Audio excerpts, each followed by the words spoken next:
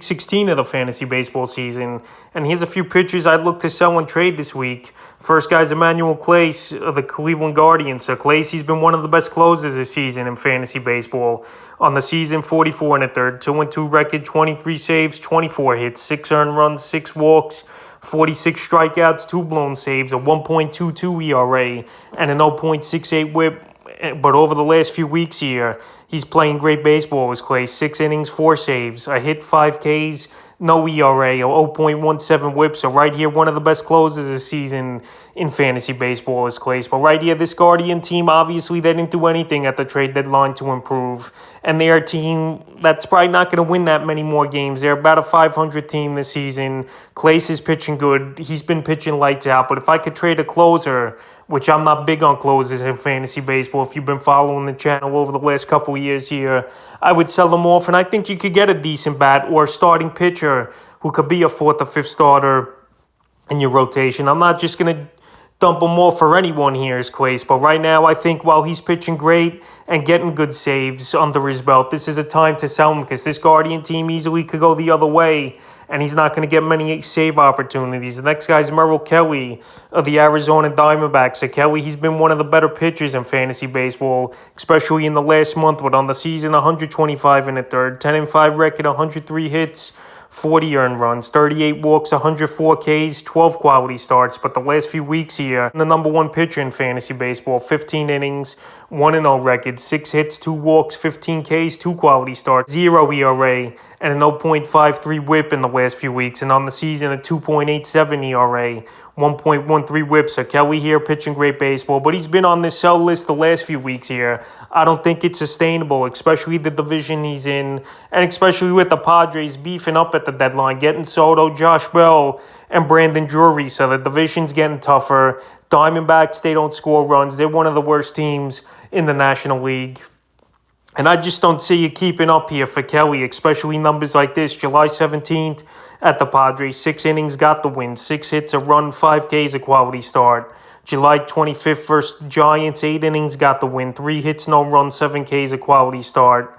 And July 31st at the Braves, 7 innings, no decision. 3 hits, no runs, 2 walks, 8 Ks, a quality start. So right here, 7 quality starts in a row for Merrill Kelly. He's pitching lights out. And right now, while he's at peak value this season, I think this is the best he's going to be. I think you could trade him for a decent hitter and a starting pitcher. That's how good he's been this season, but he's not going to get many wins with a poor offense over there in Arizona and in a tough division. And he's a guy that, yes, he'll give you quality starts. He'll give you good innings, but he's not going to keep it up at these levels. So right now, while he's pitching out of this world, is Merrill Kelly. He's a perfect sell-high candidate, and I think you could get a decent package deal for him. The next guy is Sonny Gray of the Minnesota Twins. So Gray, it's been a good season for him in Minnesota. And with small market teams, just in the big markets, he couldn't get it done. Season here for Gray, 74 innings, 6-3 record, 63 hits, 28 earned runs, 19 walks, 69 Ks, 5 quality starts, a 3.41 ERA,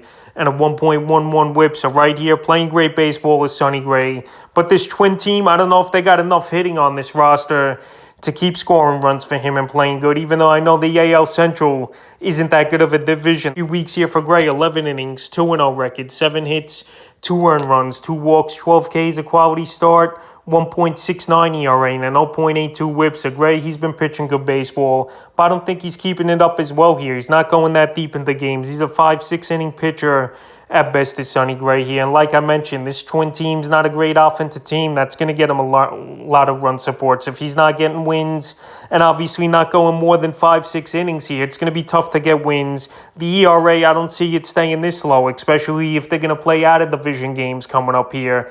His next start actually today here versus the Toronto Blue Jays. That's one of the best hitting teams in all the majors. July 14th versus the White Sox, 3 2/3 got the loss. 9 hits, 6 runs, a walk, 3 Ks. July 24th at Detroit, 6 innings, got the win. 2 hits, a run, a walk, 7 Ks, a quality start. And July 30th at San Diego, 5 innings, got the win. 5 hits, a run, a walk, 5 Ks. So Gray, he's only got 2 quality starts since June 27th here. So like I mentioned, he's not going to give you that category. And wins are going to be tough to come by. So right now, while his ERA's been lowered and he's been pitching a little bit better baseball, this is a perfect time to sell him high this week. The next guy is Mike Clevenger of the San Diego Padres. I know the Padres are loaded now with the Soto trade and Brandon Drury in the Hader trade, but right here, it's been a great season for Clevenger in a limited role, 60 in the third, 3-3 record, 49 hits, 21 runs, 16 walks, 59 Ks, and 4 quality starts. But over the last few weeks here, he's been lights out. Is Clevenger 14 innings, 1-0 record, 11 hits, 3 runs, a walk, 11 Ks, 2 quality starts, a 1.93 ERA, and an 0.86 whip. So I know in the season the ERA is a 3.15, when a 1.08 whip. I know he's on a good San Diego Padre team, but he's just a guy that just hasn't been healthy over the last 2 seasons, really, here is Clevenger. And he could go down easily at any time. So right now, while he's pitching great baseball and he's on a good Padre team, I think you could actually get a great hitter in a deal for him. July 17th versus the Diamondbacks, 6 innings, got the loss, 4 hits, a run, 2 walks, 8 Ks, a quality start. July 26th at the Tigers, 7 innings, no decision, 6 hits, 2 runs, a walk, 5 Ks, a quality start. And August 1st versus the Rockies, 7 innings, 5 hits, a run, 6 Ks, and a quality start. So 3 games in a row with a quality start. It's good to see him going deeper into games. He does look healthy, but he had easy matchups as well versus weak Arizona hitting team. Detroit's one of the worst hitting teams, and the Rockies one of the worst teams as well. So right now he's taking advantage of easy clubs here. And his next outing's a tough one, August 6th at the Dodgers. So right now, he's pitching great baseball, but he's a guy I just can't trust with the injury concerns.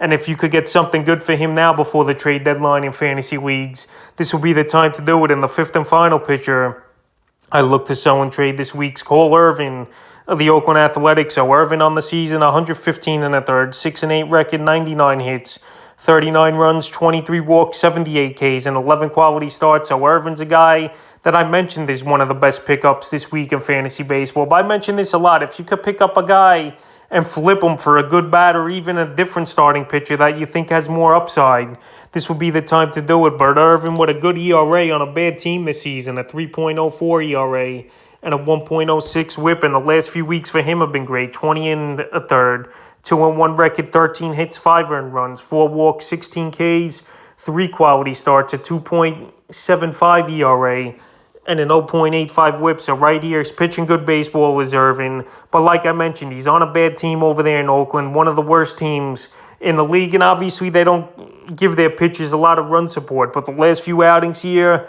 he's been pitching great. July 22nd versus Texas, 7 innings, got the win, 3 hits, a run, a walk, 8 Ks, a quality start. July 27th versus Houston, 7 innings, got the win, 4 hits, 2 runs, a walk, 4 Ks, a quality start. And August 2nd at the Angels, 6 innings, got the loss though, 6 hits, 2 runs, 2 walks, 4 Ks, a quality start. So right now, Irvin, he's putting on a great month here with 5-6 quality starts in a row here for Cole Irvin, pitching good baseball, but I don't see it holding up. He's not going to get much run support, and he's a guy that can hit the wall as well. He don't have that many innings under his belt in his career. So right now, while he's pitching great, and he's a guy you could pick up and flip in a deal, this would be the perfect time to do it, because I definitely could see him going the other way in the next few outings, Irvin, and you get nothing for him, and you just drop him back to the Warriors. So that's a few pitchers I look to trade and sell this week here for Week 16 of the fantasy baseball season.